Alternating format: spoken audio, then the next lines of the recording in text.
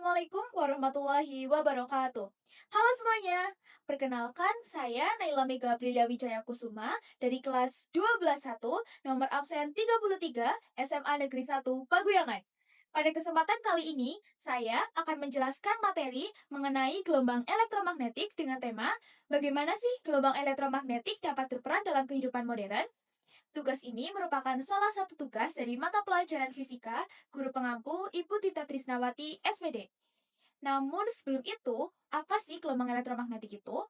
Gelombang elektromagnetik adalah gelombang yang dihasilkan dari perubahan medan magnet dan juga medan listrik dengan arah yang tegak lurus dengan arah rambatannya. Setelah memahami apa itu gelombang elektromagnetik, sekarang mari kita bahas mengenai jenis-jenis gelombang elektromagnetik.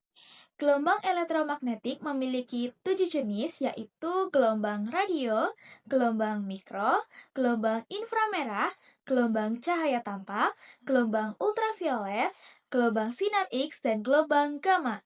Yuk kita bahas mengenai 7 jenis gelombang elektromagnetik tersebut. Jenis gelombang elektromagnetik yang pertama yaitu gelombang radio. Dalam kehidupan, gelombang radio dapat bersumber dari antena pemancar seperti stasiun radio, televisi, menara seluler, maupun dari alam yaitu petir. Adapun contoh penggunaannya digunakan untuk komunikasi radio seperti siaran radio, digunakan dalam siaran TV, dan digunakan dalam komunikasi seluler seperti telepon seluler. Adapun dampak positif dari gelombang radio, yaitu dapat mempermudah komunikasi jarak jauh dan juga dapat mempermudah dalam mengakses informasi. Selain itu, dampak negatif dari adanya gelombang radio, yaitu dapat menimbulkan gangguan sinyal dan juga polusi elektromagnetik yang dapat mempengaruhi kesehatan. Kedua, yaitu gelombang mikro. Dalam kehidupan, gelombang mikro dapat bersumber dari magnetron yang ada pada oven microwave. Adapun contoh penggunaannya yaitu untuk memanaskan makanan pada oven microwave.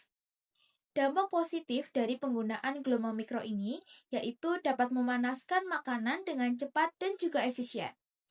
Adapun dampak negatifnya yaitu dapat menimbulkan radiasi jika terdapat kebocoran dan pada oven juga dapat membuat pemanasan makanan menjadi tidak merata.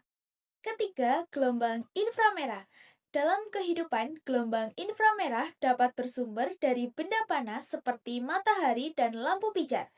Adapun contoh penggunaannya yaitu untuk sensor gerak pada sistem keamanan, untuk mendeteksi panas pada pencitraan thermal, serta untuk mengendalikan perangkat elektronik atau remote control. Selain itu, dampak positif dari gelombang inframerah yaitu dapat membantu dalam pengendalian perangkat dari jarak jauh, membuat sistem keamanan menjadi efektif, dan juga dapat digunakan sebagai pendeteksi dini masalah pada bangunan dan juga mesin. Adapun dampak negatifnya, yaitu dapat menyebabkan iritasi kulit jika terkena paparan yang berlebihan dan juga gangguan pada perangkat elektronik. Keempat, gelombang cahaya tampak. Dalam kehidupan, gelombang cahaya tampak dapat bersumber dari matahari dan juga lampu, seperti lampu pijar dan juga lampu neon. Adapun contoh penggunaannya yaitu untuk membantu penerangan pada lampu, untuk pengambilan gambar pada fotografi, dan juga untuk komunikasi visual seperti proyektor. Dampak positifnya dapat membantu kita dalam pengambilan gambar, dan dampak negatifnya dapat menyebabkan kerusakan mata jika terkena paparan berlebihan. Kelima, gelombang ultraviolet.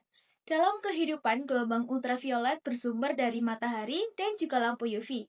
Adapun contoh penggunaannya yaitu untuk membunuh bakteri dan virus, untuk terapi kulit, dan untuk pengeringan tinta pada industri percetakan.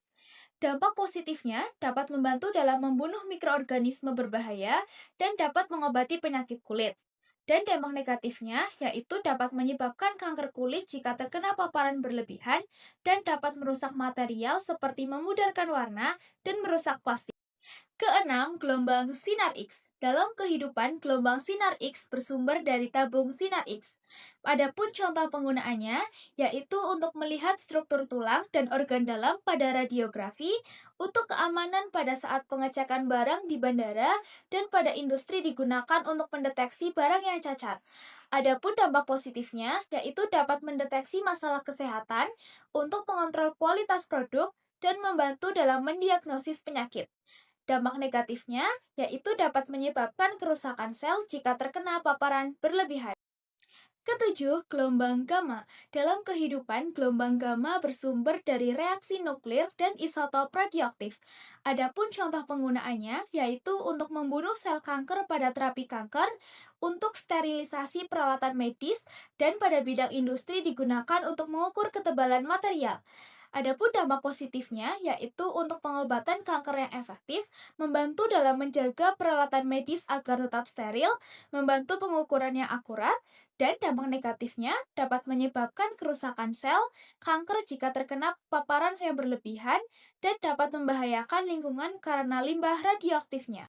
Sebagai contoh aplikasi nyata dari gelombang elektromagnetik, mari kita bahas bagaimana sih cara kerja gelombang mikro dalam oven rumah tangga untuk memanaskan makanan. Jadi, oven merupakan salah satu peralatan rumah tangga yang dirancang untuk memanaskan makanan dengan cepat. Namun, pernah nggak sih kalian kepikiran, kenapa ya oven bisa memanaskan makanan dengan cepat? Ternyata, di dalam oven rumah tangga terdapat gelombang mikro loh. Lalu, gimana ya cara kerjanya? Gelombang mikro merupakan gelombang yang bersifat, pertama, dapat dipantulkan bila mengenai permukaan logam, yang kedua, dapat menembus benda yang bersifat dielektrik kecil seperti plastik dan kaca, ketiga, dapat diserap oleh benda yang bersifat dielektrik besar. Tiga sifat inilah yang menjadi alasan gelombang mikro dapat diterapkan dalam oven rumah tangga. Sebelum membahas cara kerjanya, mari kita mengenal bagian utama oven terlebih dahulu. Yang pertama, magnetron yang berfungsi untuk menghasilkan radiasi gelombang mikro. Yang kedua, waveguide untuk mengarahkan gelombang mikro ke dalam stirrer. Dan yang ketiga, stirrer untuk menyebarkan gelombang mikro. Yang keempat, ruang pemanasan sebagai tempat di mana makanan dipanaskan. Adapun cara kerjanya yaitu saat oven dihubungkan dengan sumber listrik, maka magnetron akan menghasilkan gelombang mikro dengan frekuensi 2,45 GHz. Magnetron tersebut mempunyai antena di bagian atas yang berfungsi untuk mengarahkan gelombang mikro ke dalam waveguide, lalu diteruskan ke stirrer guna menyebarkan gelombang mikro ke seluruh bagian pemanasan. Lalu, di dalam ruang pemanasan ini, gelombang mikro akan diserap oleh air, lemak, dan gula yang terdapat pada makanan sehingga dapat menghasilkan panas. Selain itu, di dalam oven juga terdapat piring yang hanya akan menghangatkan makanan saja, tidak dengan wadah dari makanan tersebut. Adapun kelebihan dari oven yaitu dapat memasak makanan dengan lebih cepat, praktis, dan dapat menghemat energi karena waktu memasak yang relatif singkat. Sedangkan kekurangannya yaitu tidak bisa menghasilkan tekstur makanan yang renyah. Terdapat batasan dalam peralatan karena tidak semua peralatan aman untuk dimasukkan ke dalam oven. Dan yang ketiga, oven hanya dapat memanaskan makanan dalam jumlah yang sedikit. Menurut saya, pembelajaran mengenai pengertian, jenis-jenis, dan juga pemanfaatan gelombang elektromagnetik, terutama dalam konteks oven rumah tangga ini, telah memberikan pemahaman yang lebih mendalam tentang bagaimana gelombang elektromagnetik ini dapat berperan dalam kehidupan sehari-hari. Selain itu, pengetahuan ini juga dapat menumbuhkan motivasi saya untuk menggunakan teknologi secara aman, efektif, dan juga bertanggung jawab. Demikian pemaparan materi mengenai gelombang elektromagnetik yang dapat saya sampaikan. Mohon maaf apabila dalam penyampaian materi terdapat kesalahan. Terima kasih. Wassalamualaikum warahmatullahi wabarakatuh.